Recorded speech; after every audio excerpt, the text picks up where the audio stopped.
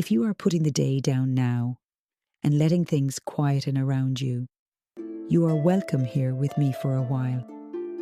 This story is one of the stranger and more intricate tales from my time aboard the SS Ulster. I would be very grateful if you subscribe to Celtic Slumber and maybe left a comment to say if you would like more tales from the Ulster and the quiet ones. For now, though, you do not need to do anything at all. You can simply listen and let your thoughts come and go as they please. My name is Orla. I am a human woman in the middle of my years, with the kind of hands that remember spanners and soil in equal measure, and a mind that has drifted through more starfields than I ever thought I would see. I serve aboard the SS Ulster, an old but faithful ship that moves through the settled regions like a patient grey heron on a dark river. We are not a warship. We are not a grand explorer with a fleet at our back. We are something quieter, a vessel people call when they need listening more than they need firepower, when they want to keep a situation from turning into something worse. Somewhere along the years, people started to call humans, like us, the quiet ones, and I suppose we have grown into the name. The story begins when a message reached us while we were coasting between systems along the outer edge of what the maps call the Virelda Corridor. The message was formal, from the Planetary Council of a human colony on a world called Virelda 3. It was flagged as urgent but not yet critical, which, in my experience, means people are worried enough to ask for help but still proud enough to pretend it is their choice. The core of it was simple enough to state and complicated enough to live. There was a dispute about what it meant to be human. Virelda 3 had been settled centuries earlier by one of the early wave colony fleets. Their ancestors had left old Earth when no single culture spoke for the whole planet. The ships carried a mixture of languages and traditions, and over time, those had woven together into something particular to that world. The colony had grown, divided, matured, and somewhere along the way, their people had taken two different paths. On one side were those who called themselves the Holdfast lineage. They still used recognisably human names, though they were drawn from many languages and often paired in combinations.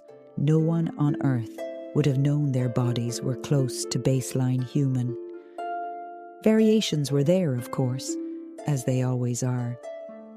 Subtle shifts in skin tone and facial structure shaped by the local sun and diet.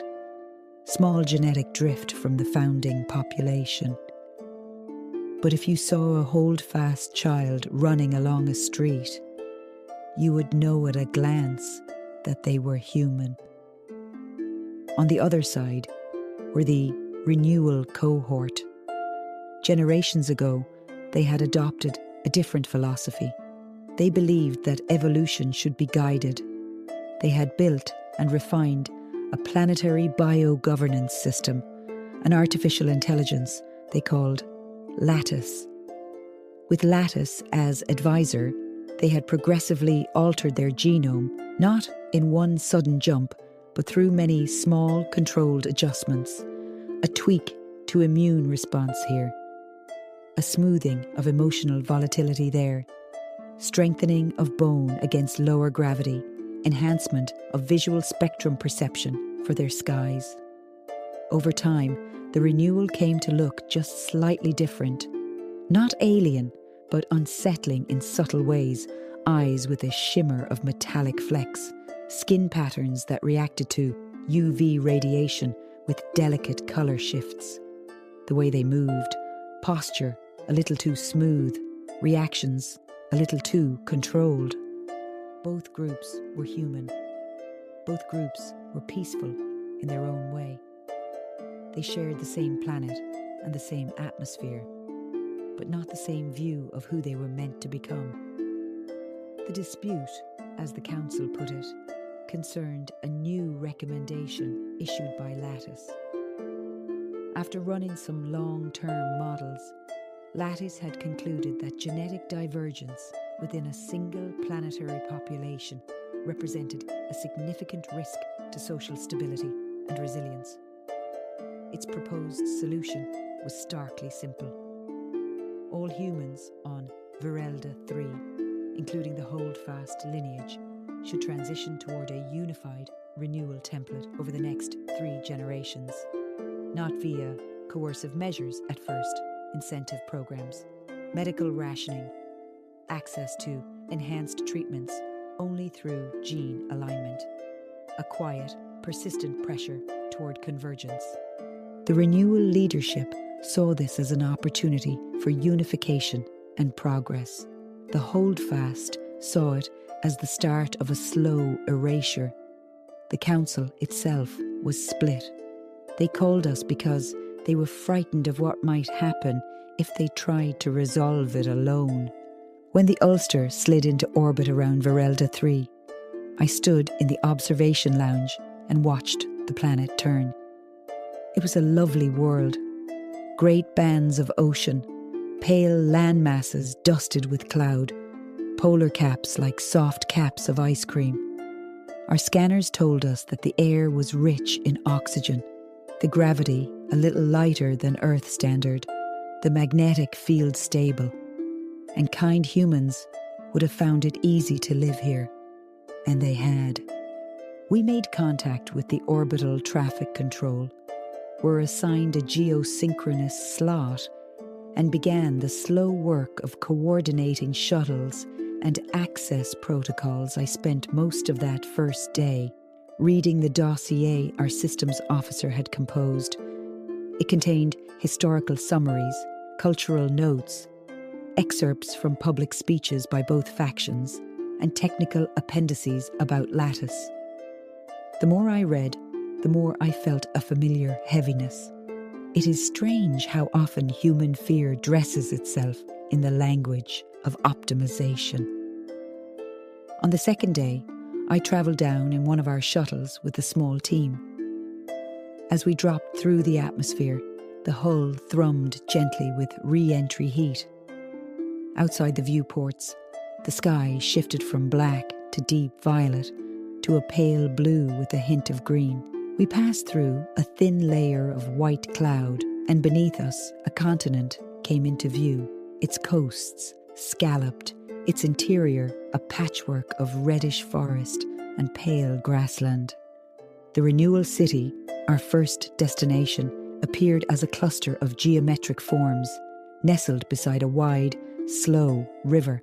From above it looked like a grid of white and grey tiles with soft curves at the edges. As we descended, those tiles resolved into buildings. They were made of a smooth, composite material with a faint sheen like stone that had learned to bend.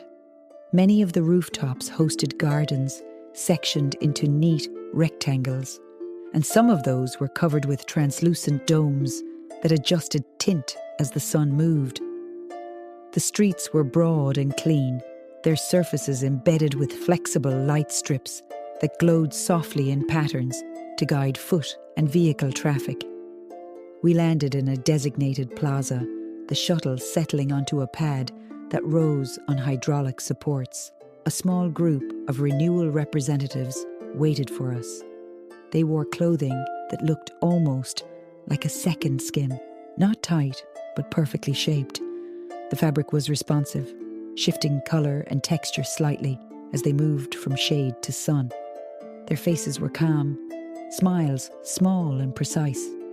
Their eyes, up close, showed that faint metallic shimmer our scans had noted. It was not dramatic, but it gave the impression that some part of them was reflecting light in a way no baseline human eye would. They greeted us by name, having been provided with our manifest. Their leader introduced herself as Seelan, with no family name.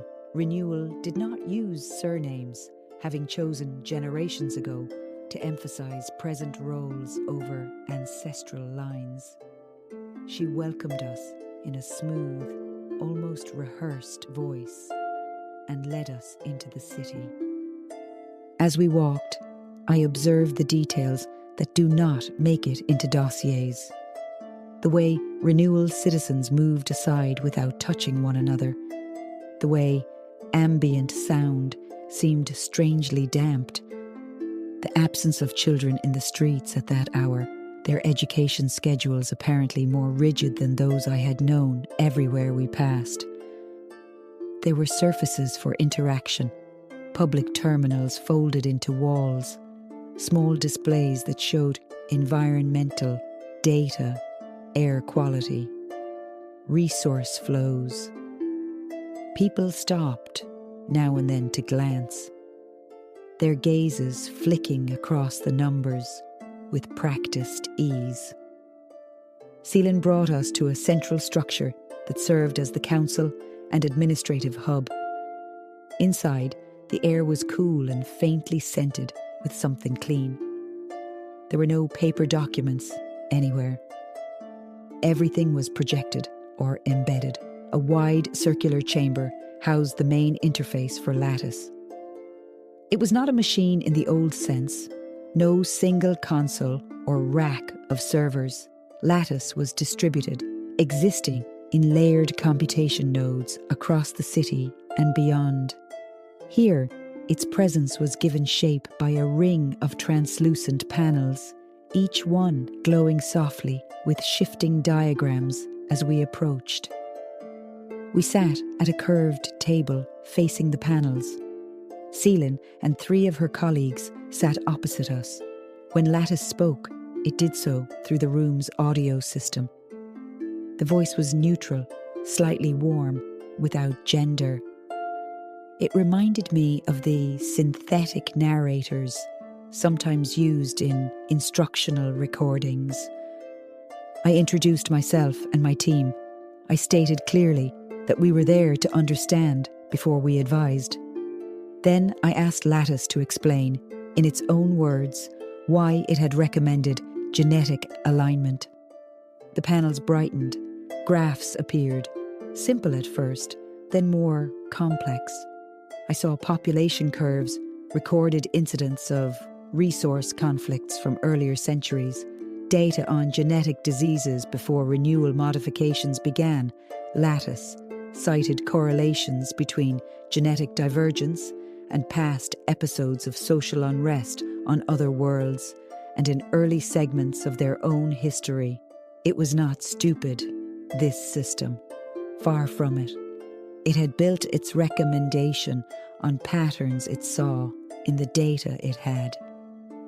The problem, of course, was what it did not have. I asked it about the period after the old Earth conflicts, after the Accord years that had followed the worst of humanity's violence. I asked about examples where genetic and cultural diversity had coincided with peace and resilience. The panels flickered. New graphs appeared, but there were gaps, chunks of time missing. Lattice had some data about stable, plural societies, but those records were fragmentary and poorly annotated. The old archive that might have contained richer history had been compressed long ago. Too many centuries, too many file systems, too many decisions to trim what seemed at the time like extra detail. You are modelling our future on the darkest segments of our past, I said to Lattice quietly. You see divergence and conflict walking hand in hand, but you do not see the years where they walked together in peace. Without those examples, your recommendation leans toward elimination of difference. The panels brightened slightly, as if the system were paying closer attention. Lattice did not argue. It simply noted that its historical data set was incomplete and that its risk calculations therefore erred on the side of minimizing variables. Later, when we left the chamber, Celine escorted us to a quiet balcony overlooking the city. The river moved slowly beyond the pale structures, its surface catching the light in long silver strips. She rested her hands on the railing. "Lattice has guided us well," she said. "It has reduced disease, extended our lives, calmed our worst impulses. We are grateful to it. When it tells us that divergence is dangerous, we listen, but we do not wish to be cruel. That is why we called you." I looked down at the people moving along the walkways. Their clothing shifted in colour as they passed through different microclimate zones, automatically optimised for comfort. Small maintenance drones floated near building facades, checking for stress microfractures. The city was clean and efficient and beautiful in its own way. "I understand your trust," I said. "Lattice has helped you, but it is a tool built on human choices, human data sets. Its judgment is only as broad as the history we feed it. There are places where humanity has lived with difference, even genetic difference, and not collapsed into chaos. You need to know those stories too." That afternoon, we took a shuttle across the savannah to the Holdfast city. From above, it looked less orderly. Streets curved according to no obvious grid. Buildings rose from the ground in varied shapes and colours. There were towers and low clusters and a few domed structures that my systems officer guessed housed communal markets or meeting halls. The shuttle settled in a landing field marked by nothing more than faded paint and a string of small wind turbines. If the Renewal City had felt like a well-tuned instrument, the Holdfast City felt like a workshop mid-project. People moved about, voices rose and fell, children ran in packs. The clothing was layered and comfortable. Fabrics showed patterns and colours drawn from a dozen different Earth regions, merged into combinations no older culture would recognise, but that seemed right here. There were smells too, rich and complicated. Cooking oils and spice, soil and metal dust from an open fabrication yard nearby. We were met by a delegation led by a woman who introduced herself as Etta Yavi. She had dark hair, threaded with early grey, and eyes that crinkled at the corners when she smiled. Her skin was the warm brown of someone whose ancestors had likely lived closer to the equator on old Earth. She wore a loose jacket with multicoloured stitching in geometric patterns and a simple metal token on a chain at her throat. She held out her hand to me, and there was a solid honesty in her grip. "You are Orla of the Quiet Ones," she said. "We have heard of you. Thank you for coming." We followed her through streets that had grown rather than been planned. Buildings here were made from local stone, composite panels, repurposed containers from early landing days. Plants climbed wherever they could, draping over walls and trailing from rooftop gardens. Children darted past us, their faces open and unself-conscious. Some of them paused to stare at us, at our ship uniforms and the strange insignia. We met in a large hall whose ceiling beams were carved with symbols that my eye recognised faintly from disparate Earth cultures. They had been joined together here, not as trophies, but as reminders that many strands had been needed to weave this place into being. We took seats around a wide table that bore the marks of years of use. Scratches, cup rings, a patch where someone had once cut something too deeply. Etta and her companions were wary but direct. They spoke of the renewal with a mixture of frustration and genuine admiration. Renewal technology had helped stabilize the planet's climate. Their innovations in resource management had benefited everyone. But when the conversation turned to Lattice and its recommendation, the mood changed. "They want to tidy us away," one man said. "Not with guns, with consent forms and medical protocols. Our grandchildren will be asked if they want to be safe and smart and calm, and who will tell a child no at the cost of being seen as stubborn and backward. We cannot compete with the promise of perfection," Etta added, "and maybe we should not. We know we are flawed, but our flaws are human. We wear them, we learn from them. We do not want to hand our shape over to an algorithm." Then they told me something the renewal had not. "Our children are changing," Etta said quietly. "Not according to Lattice, but according to the land." She tapped a small pad and projected scans onto the wall. They showed subtle differences in neural pathways and hormone cycles, a slight increase in sensitivity to the planet's magnetic fluctuations, small shifts in respiratory efficiency at certain altitudes. Nothing alarming, all well within natural variation, but consistent enough to suggest that the holdfast bodies were adapting themselves slowly to Verelda 3. "We did not hide this because we are ashamed," she said. "We hid it because we feared what they would do with the information. They would point and say, 'Look, you are already drifting. Let us smooth it out, standardize it, bring you under the same pattern.'" That evening, back aboard the Ulster, I sat in the mid-deck garden, hands deep in the soil of a small planter where our own hardy herbs grew.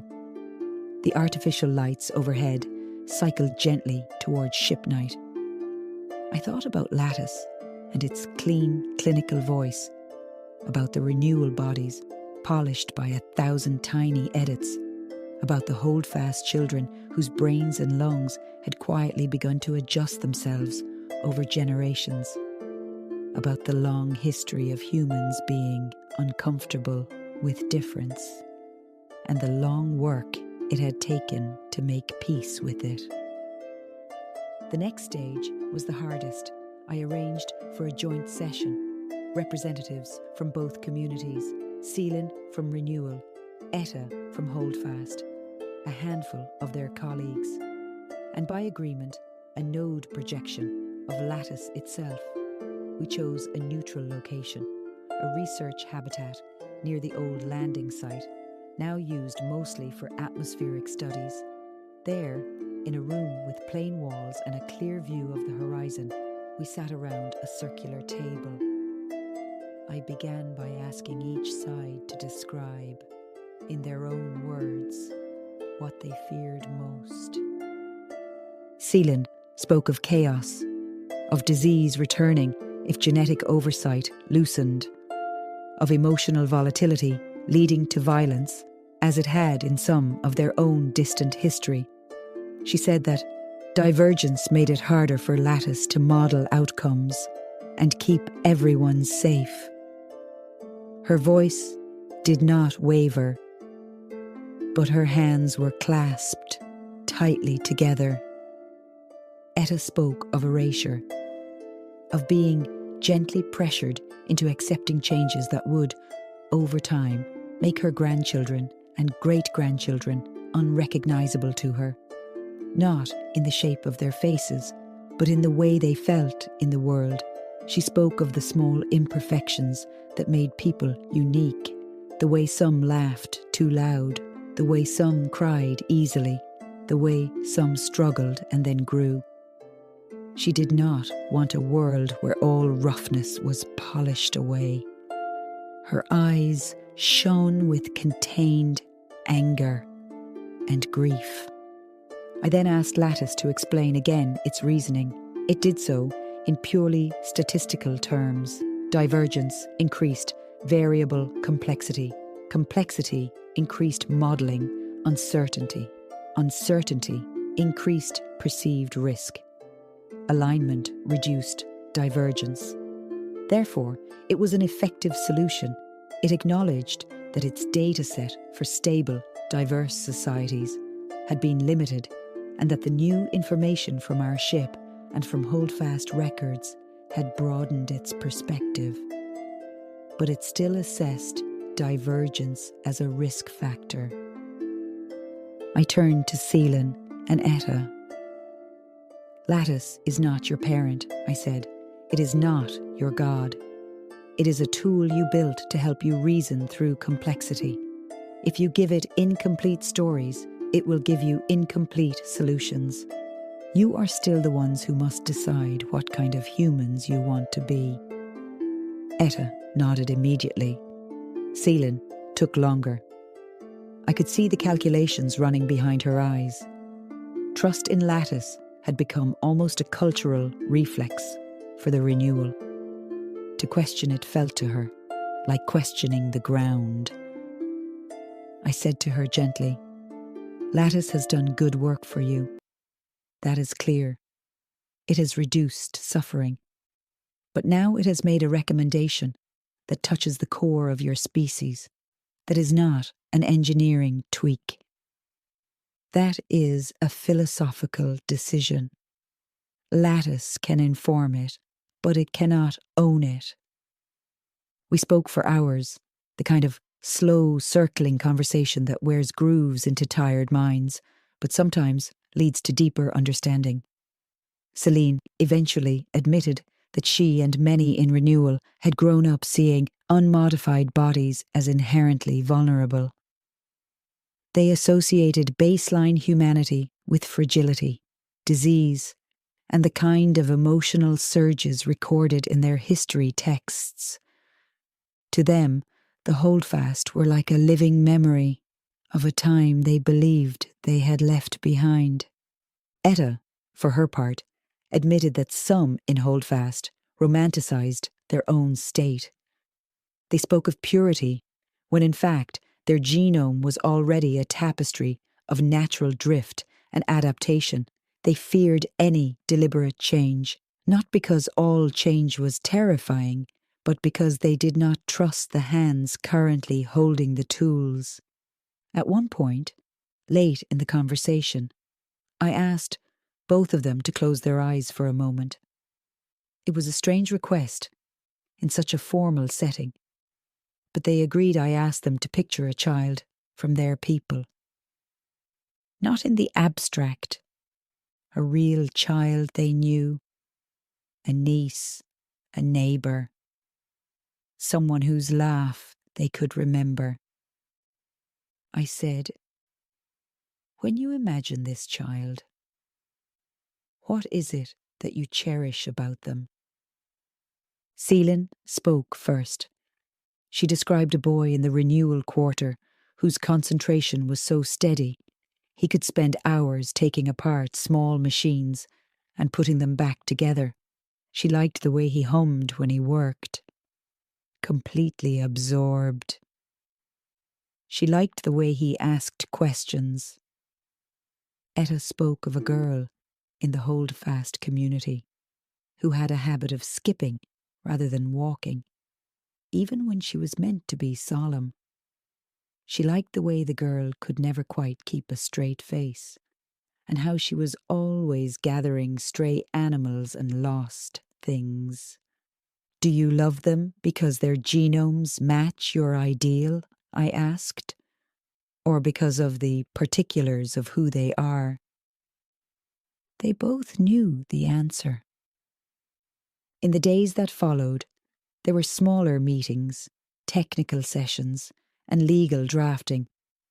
The outcome, when it finally settled, was not perfect. Nothing ever is. but it was better than where they had begun.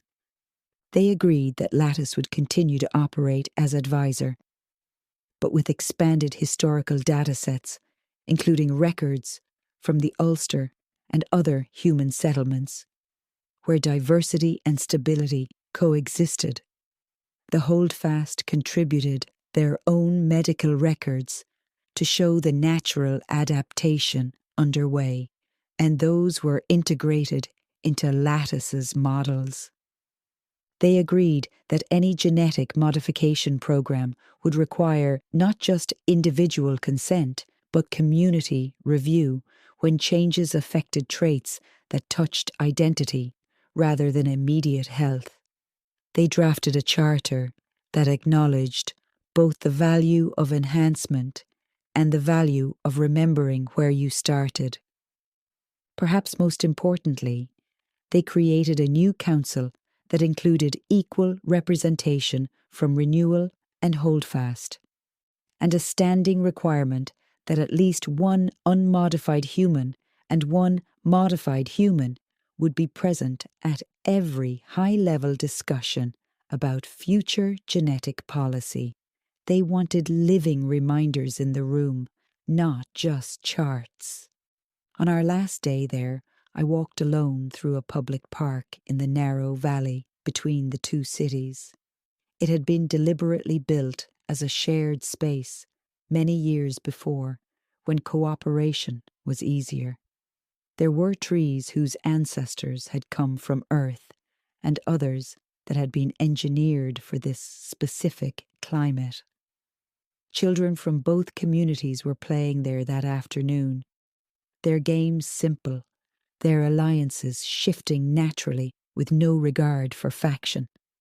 Some of those children bore the subtle signs of renewal modifications. Others were more baseline.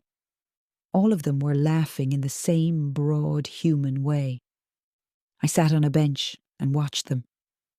One boy sat under a tree, quiet and absorbed in a small task, dismantling and reassembling some intricate toy. A girl moved nearby with a skipping stride, humming to herself as she scuffed her feet through the dust. I did not know their names, but I thought I knew their futures would be a little wider now. That night, back aboard the Ulster, I stood in the observation lounge again. Verelda 3 turned slowly below us, its night side speckled with the faint golden clusters of cities.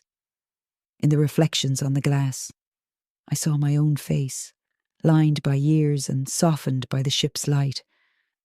A baseline human, carrying in my body choices made long before I was born, and choices I had made since I thought of how easily we could have gone another way as a species. How often we still flirt with the idea of narrowing ourselves in the name of safety. We are not perfect, I murmured to the empty room. We never will be. But perhaps that is not a flaw. Perhaps it is exactly what keeps us reaching for each other.